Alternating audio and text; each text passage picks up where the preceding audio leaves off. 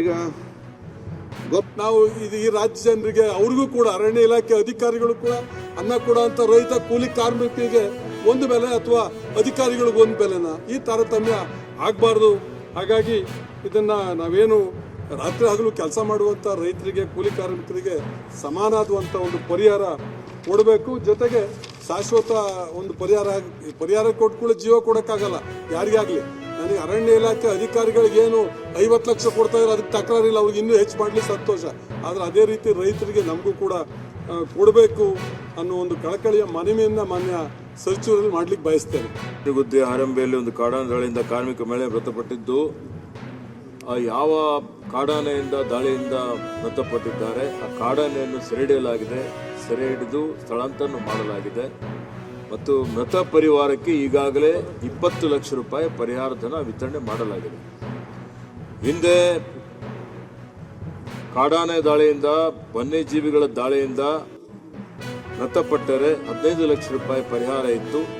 ಈ ವರ್ಷ ಅಂದರೆ ಏಪ್ರಿಲ್ನಿಂದ ಅದನ್ನು 20 ಲಕ್ಷ ರೂಪಾಯಿಗೆ ಹೆಚ್ಚಿಗೆ ಮಾಡಲಾಗಿದೆ.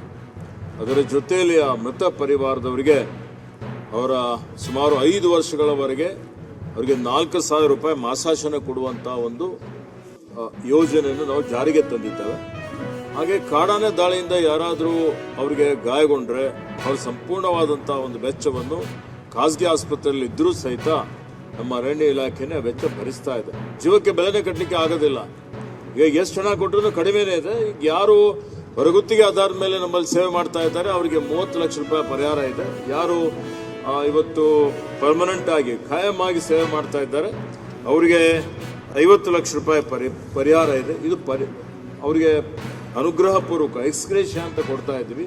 ಖಾಸಗಿ ಆಗೋರು ಹಗಲು ರಾತ್ರಿ ಜೀವದ ಹಂಗನ್ನು ತೊರೆದು ಅವರು ಅರಣ್ಯ ಇಲಾಖೆಯಲ್ಲಿ ಸೇವೆ ಮಾಡ್ತಾ ಇದ್ದಾರೆ. ಕಾಡಾನೆ ಇರ್ಬೋದು ಅಥವಾ ಹುಲಿ ಇರ್ಬೋದು, ಚಿರತೆ ಇರ್ಬೋದು, ಇವಕ್ಕೆಲ್ಲ ಸೆರೆ ಹಿಡಿಬೇಕು ಅಂದರೆ ಅತ್ಯಂತ ಅಪಾಯವಾದಂಥ ಒಂದು ಕಾರ್ಯಾಚರಣೆ ಇದೆ ರಾತ್ರಿ ಹಗಲು. ಇದರಲ್ಲಿ ಯಾವುದೇ ರೀತಿಯ ತಾರತಮ್ಯ ಅನ್ನುವಂಥ ಪ್ರಶ್ನೆ ಬರೋದಿಲ್ಲ. ಎಲ್ಲ ರೀತಿಯ ಕ್ರಮಗಳನ್ನು ತೆಗೆದುಕೊಂಡು ಮಾನವ ಪ್ರಾಣಿ ಸಂಘರ್ಷ ಕಡಿಮೆ ಮಾಡಲಿಕ್ಕೆ ಪ್ರಯತ್ನ ಮಾಡ್ತಾ ಇದ್ದೇವೆ. ಇದರಲ್ಲಿ ಶಾಶ್ವತವಾಗಿ ಪರಿಹಾರ ಕಂಡುಕೊಳ್ಳಲಿಕ್ಕೆ ಅನೇಕ ಕಾರ್ಯಕ್ರಮಗಳನ್ನು, ಅನೇಕ ಯೋಜನೆಗಳನ್ನು ನಾವು ರೂಪಿಸಿದ್ದೇವೆ. ಗರಿಷ್ಠ ಮೊತ್ತದ ಪರಿಹಾರ ಈಗಾಗಲೇ 20 ಲಕ್ಷ ರೂಪಾಯಿ ಕೊಡ್ತಾ ಇದ್ದೇವೆ. ಅವ್ರಿಗೆ ಸಂರಕ್ಷಣೆ ಮಾಡುವಂಥ ಎಲ್ಲ ರೀತಿಯ